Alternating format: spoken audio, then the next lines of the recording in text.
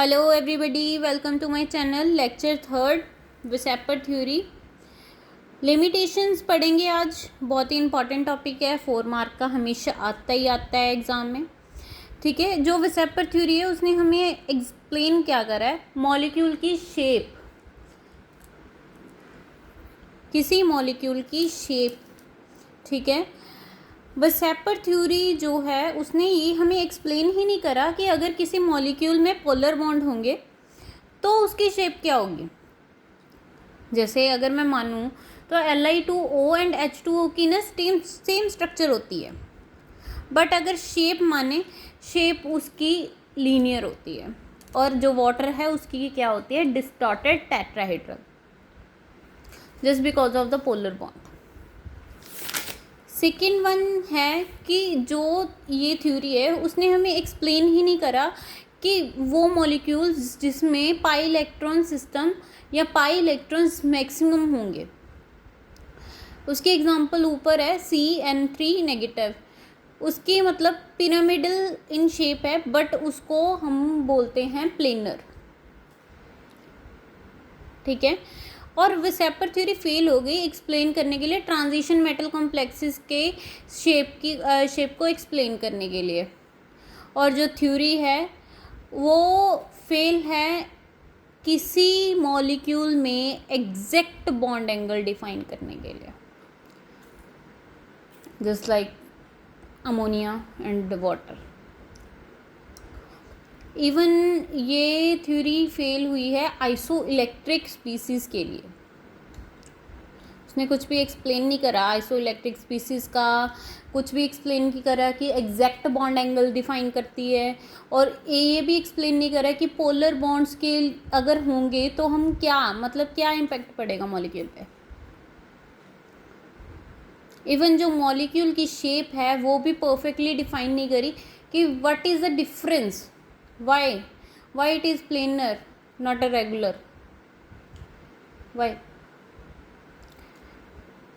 सो VSEPR theory की ये limitations थे। और जो विसेपर थ्योरी है वो कंट्रीब्यूट करती है 3 टाइप ऑफ मॉलिक्यूल्स। पहला जिसमें बॉन्ड पेयर हो, दूसरा जिसमें बॉन्ड पेयर और लोन पेयर दोनों हो, तीसरा जिसमें आयंस कंटेन करते हो बॉन्ड पेयर के साथ। अब बॉन्ड पेयर वाली की एग्जांपल है BeF2, बेरिलियम फ्लोराइड। बेरिलियम की जो कॉन्फ़िगरेशन क्या होती है, 1s2 2s2, क्योंकि B=4। ठीक है, इलेक्ट्रॉनिक कॉन्फ़िगरेशन फ्लोरीन के क्या है, fluorine =9, 1s2 2s2 2p5, right. अब मैं देखूं तो बेरिलियम फ्लोराइड की क्या होती है, स्ट्रक्चर लीनियर होती है। ठीक है, वो कैसे, अब ग्राउंड स्टेट बेरिलियम लिए, beryllium is the central metal atom, 1s2 2s2। ठीक है, अब 2p क्या है, खाली। ठीक है, अब इलेक्ट्रॉनिक जो यदि एक्साइटेड स्टेट होगी, एक्साइटेड स्टेट ਦੇ ਵਿੱਚ ਜਿਹੜਾ ਇਹ इलेक्ट्रॉन होगा वो एक्साइट करके 2p 'ਚ चला गया, और ਜਿਹੜੇ 2 फ्लोरीन ਉਹਨਾਂ ਨੇ ਕੀ ਕੀਤਾ, शेयरिंग ਦੇ ਵਿੱਚ बॉन्ड बना लिया। ठीक है, जिवें मैं इत्थे भी लिखिया कि 2 ਜਿਹੜੇ पेयर्ड इलेक्ट्रॉन ਸੀਗੇ ग्राउंड स्टेट ਦੇ ਵਿੱਚ ਉਹ बेरिलियम ਦੇ ਵਿੱਚ ਸੀਗੇ। ठीक है, बट ਜਦੋਂ ਉਹਦੀ एक्साइटेड स्टेट हुई ਤਾਂ ਜਿਹੜੇ बेरिलियम ਦੇ ਐਟਮ ਆ ਉਹ एक्साइट कर गए। एक्साइट ਕਿਹਦੇ ਵਿੱਚ कर गए, 2p ਦੇ ਵਿੱਚ। ठीक है, ਤੇ ਉਹਦੇ ਵਿੱਚ ਕੀ ਹੋਗੀ, रिपल्शन घट गई। इस करके ਜਿਹੜੇ 2 ਉਹਦੇ बॉन्ड एंगल है ਉਹਦਾ ਕਿੰਨਾ ਬਣਿਆ, 180। इस करके ਉਹਦੀ स्ट्रक्चर की बनी, linear. Same example boron fluoride. ठीक है, बोरॉन की कितनी होंगी है, 5, 1s2 2s2 2p1।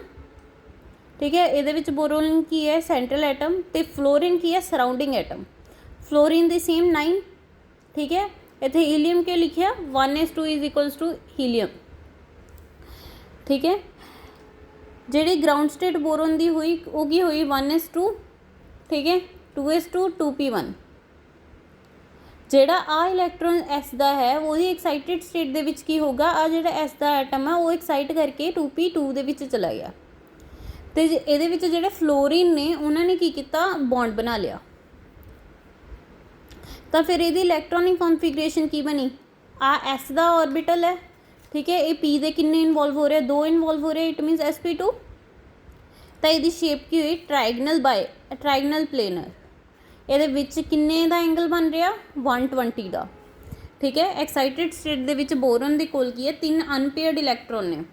On the other hand अपने कोल जो फ्लोरीन है, ठीक है, फ्लोरीन है, उन्हें बॉन्ड बना लिया, ठीक है।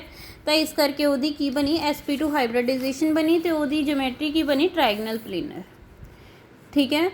उसी तरह CH4, ठीक है, PF5, SF6 ये दियां एग्जाम्पल्स ने, तुसी ट्राई कर सकते हो। अगर कोई प्रॉब्लम हुई तुसी मैनू पूछ सकते हो, ठीक है।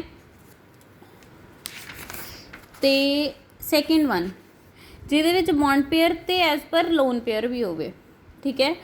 ये ज्योमेट्री दे विच की ज्योमेट्री किहदे करके बनती है, क्योंकि इंट्रैक्शन हुंदी है जिहड़ी किहदे विच लोन पेयर्स दी इंट्रैक्शन हुंदी है, जिहदे करके डिस्टॉर्टेड स्ट्रक्चर्स बनदियां ने, ठीक है। डिस्टोर्शन हुंदी है बॉन्ड पेयर ते लोन पेयर दी, ते बॉन्ड पेयर ते लोन पेयर दी डिस्टोर्शन होने करके उहदा बॉन्ड एंगल की हुंदा डिक्रीज़ कर जाता है। जिवें मैं कहा लोन पेयर दी रिपल्शन ज़्यादा होगी लोन पेयर नालों, बॉन्ड पेयर नालों, ठीक है।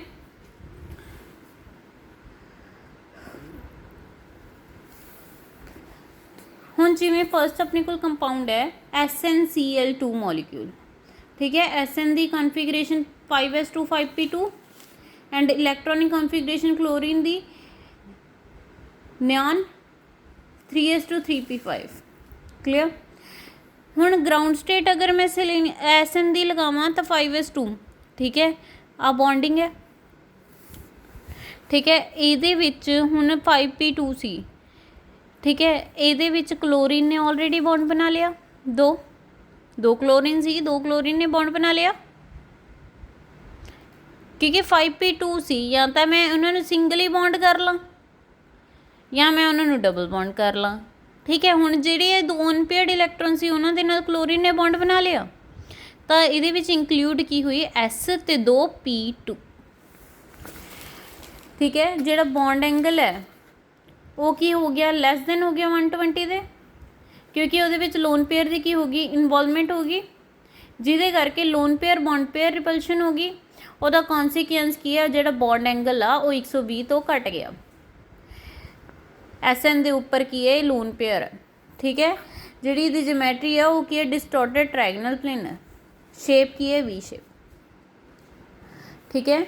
सेम एज द अमोनीया की इलैक्ट्रॉनिक कॉन्फिगरेशन की होंगी है हीलियम 2s2 2p3, ठीक है, और हाइड्रोजन दी 1s1, राइट।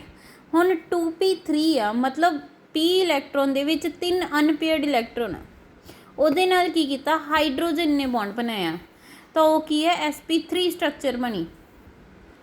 हुण इहदे विच की आ lone pair bond pair representation करके इहदे विच 120 का एंगल की हो गया घट गया, ठीक है। जिहड़ा इहदे विच एंगल बन रहा सी 109.5 डिग्री का वाटर दे विच, ठीक है, वो रिड्यूस होके कितना बन गया 107.5 डिग्री। इहदी स्ट्रक्चर की है डिस्टॉर्टेड टेट्राहेड्रल, ठीक है। हाइड्रोनियम आयन की भी एग्जाम्पल है, वाटर की भी, SF4 की भी, ClF3 की भी, ये मैं एक्सप्लेन कर सकती हाँ, बट आई विश कि जी वीडियो है बहुत बड़ी हो जाएगी, तो तुसी एक बार ट्राई करो। अगर कोई प्रॉब्लम आती है I will definitely do it for you, ठीक है। थर्ड इहदी जी टाइप है वो है ions with a bond pair, ठीक है। विसेपर थ्योरी किमें एक्सप्लेन होंदी है, जिमें विसेपर थ्योरी आयंस नूं किमें एक्सप्लेन करती है कि अगर पॉजिटिव चार्ज प्रेजेंट है ना on a complete ion, it मीनस वो इलैक्ट्रोपॉजिटिव एटम होया, अगर नैगेटिव होया तो वो इलैक्ट्रोनैगेटिव होया। अगर पाई बॉन्ड कॉन्ट्रीब्यूट नहीं करते हाइब्रिडाइजेशन दे विच, ठीक है। जिमें हुणे CO3 2 नैगेटिव है, कार्बन की इलैक्ट्रॉनिक कॉन्फिगरेशन कितनी है 2s2 2p2 ठीक है। C is a partial positive, O is a partial negative ठीक है। जिहड़ा नैगेटिव चार्ज है वो किहदे कोल है एडजेसेंट O एटम कोल है ठीक है। तो एक्साइटेड स्टेट इहदी की बनी कार्बन की है 2s2 2p2 है ना आहा 1s2 जिहड़ा S का एटम है वो एक्साइट होकर 2p कोल चला गया क्योंकि वो स्टेबल शो करना है उन्हें ठीक है। हुण जिवें ऑक्सीजन दी आ ऑक्सीजन दे विच की है लास्ट ते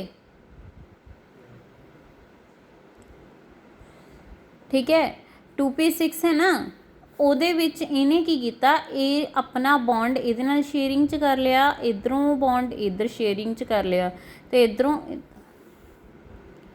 ਠੀਕ ਹੈ। ਤਾਂ ਮਤਲਬ ਕੀ ਹੋਇਆ ਇਹਦੇ ਸਟਰਕਚਰ ਦੇ ਇੰਪੈਕਟ ਕੀ ਆਇਆ ਇਹਦੇ ਮਿਡ ਦੇ ਵਿੱਚ 120 ਦਾ ਐਂਗਲ ਬਣਿਆ ਤੇ ਇਹਦੀ ਜਿਹੜੀ ਟ੍ਰਾਇਗਨਲ ਪਲੇਨਰ ਜਿਓਮੈਟਰੀ ਬਣੀ। ਕਹਿਣ ਤੋਂ ਭਾਵ ਇਹ ਆ ਇਹਦੇ ਵਿੱਚ ਕੰਜੂਗੇਸ਼ਨ ਇੰਪੈਕਟ ਕਰਦੀ ਆ। ਕੰਜੂਗੇਸ਼ਨ ਦਾ ਮਤਲਬ ਇਹ ਹੈ कि जिहड़ा डबल बॉन्ड है वो की है मूव कर रहा देखो फस्ट दे विच फस्ट ते थर्ड दे मिड च ठीक है दैन फस्ट ते थर्ड फस्ट तो थर्ड ते मूव कर गया दैन थर्ड टू सैकेंड से दैन वो क्या रेजोनेंस स्ट्रक्चर बन गई वो उपर 2 नेगेटिव। आई होप कि तुहानूं यह क्लीयर होगा topic. If any query you have to comment down, I will definitely notify you. Thank you for watching guys.